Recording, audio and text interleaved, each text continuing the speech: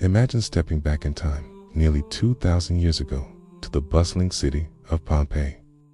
The year is 79 AD. Life is vibrant. The sun shines on streets filled with people. In the Forum, merchants haggle over prices, their voices a lively chorus.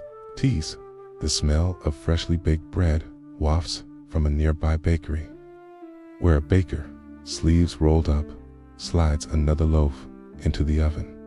Children chase each other through narrow alleys, their laughter echoing off the stone walls.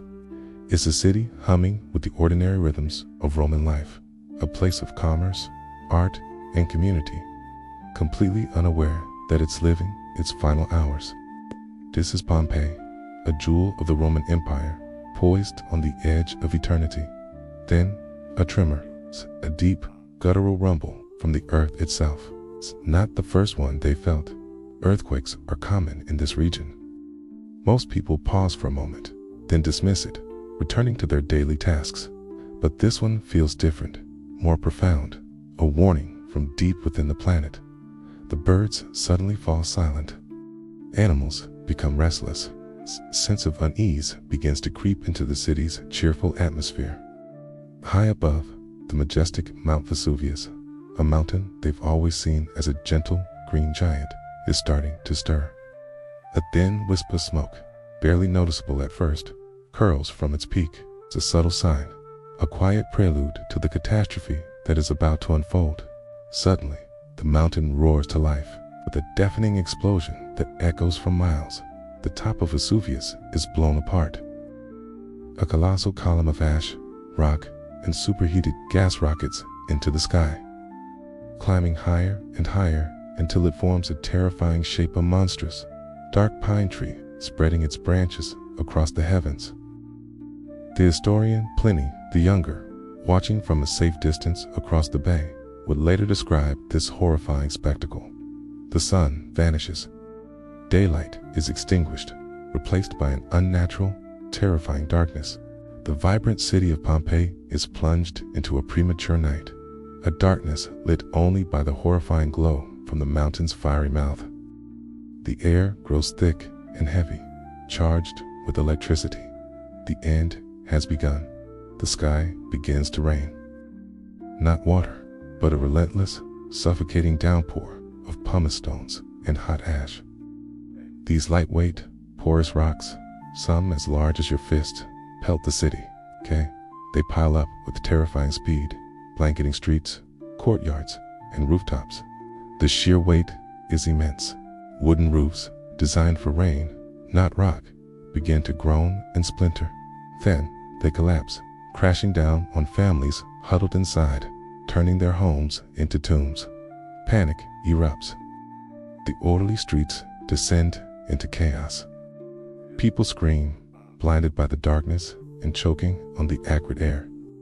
Some try to shelter in their homes, hoping the storm will pass. Others, realizing the grave danger, make a desperate choice. They grab their children, their most precious belongings, and flee into the ash-choked streets, hoping to find a way out of the city. A path to survival in a world that is turned into a living nightmare. Amid the chaos, a brief, treacherous lull occurs. The rain of pumice subsides, offering a deceptive window of opportunity. For a moment, it seems the worst might be over. This is the last chance to escape. Groups of fugitives, their faces covered with cloth against the choking dust, stumbled through the streets, navigating by the dim, eerie glow of the volcano. They trip over bodies and debris. The city they knew now, a ghostly, alien landscape buried under feet of ash. Some head for the city gates, hoping to reach the countryside. Others run towards the harbor, praying to find a boat, any vessel that can carry them away from this hell on earth. Every step is a struggle. The air is thin, filled with poisonous gases. The ground is a treacherous sea of shifting ash. It's a desperate race against time, a flight for life, with the monstrous Vesuvius looming over them, gathering its strength for the final, definitive blow. Then, the apocalypse arrives. It's not a slow rain of ash this time, but a pyroclastic surge, a superheated, fast-moving avalanche of gas, ash, and volcanic rock, hotter than a furnace, detaches from the volcano's column and hurtles down its slopes. It moves at hundreds of miles per hour, an unstoppable wave of death. It sweeps over the nearby town of Herculaneum first, and then it reaches Pompeii. There is no escape. The heat is so intense that it kills instantly. Anyone caught in its path, whether cowering in a cellar or running in the street, is flash heated. Their lungs fill with superheated ash, and their bodies are seared in an instant. The city and its people are frozen in a fraction of a second, their final moments captured for eternity. The vibrant, living city is silenced forever, entombed beneath a thick shroud of volcanic material. In these final, terrible moments, we see the true face of human tragedy. A wealthy woman, perhaps a patrician's wife, is found clutching her jewels in gold, her earthly treasures worthless in the face of nature's fury. Elsewhere, a family is discovered, huddled together in a small room, locked in a final protective embracer, father shielding his wife and children with his own body. We see a group of fugitives, their bodies captured mid-stride as they tried to flee, their expressions of terror sealed forever.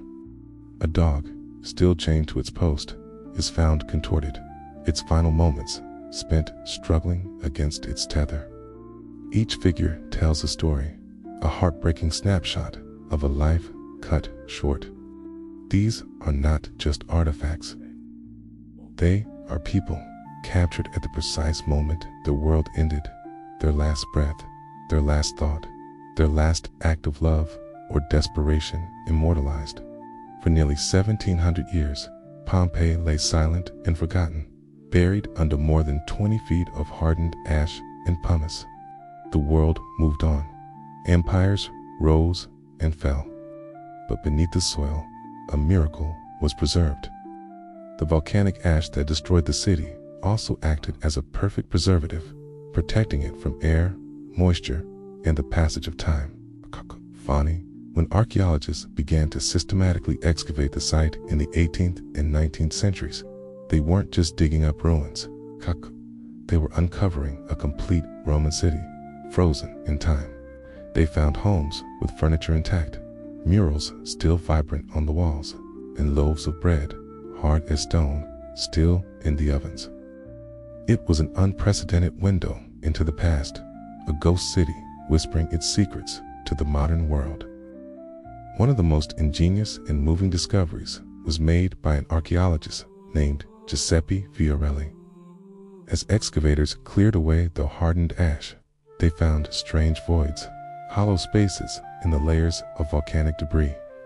They soon realized these were the cavities left behind by the decomposed bodies of the victims. Fiorelli developed a brilliant technique. He carefully poured liquid plaster into these hollows. Once the plaster hardened, the surrounding ash was chipped away, revealing a perfect cast of the person or animal at the moment of their death. These casts are not statues. They are the hauntingly accurate shapes of real people, capturing their final postures, the folds of their clothing, and even the expressions of agony on their faces. They are a direct physical link to the individuals who perished on that fateful day. The legacy of Pompeii is profound and deeply moving. It's more than just an archaeological site. It's a powerful and somber memorial. The plaster casts, the preserved homes, the objects of everyday life, they all serve as a chilling testament to the fragility of human existence. They remind us how quickly life can change, how the world we take for granted can be swept away in an instant by forces far beyond our control. Pompeii is a silent message from the past, a story of a city that lived and died, teaching us about Roman culture, the terrifying power of nature, and the enduring human spirit. It stands today as a haunting, beautiful, and unforgettable glimpse into a day when time stood still. Thank you for joining us on this journey back to ancient Pompeii. If you found this story as fascinating as we do, please like, share, and subscribe for more dives into history's most compelling moments. See you next time.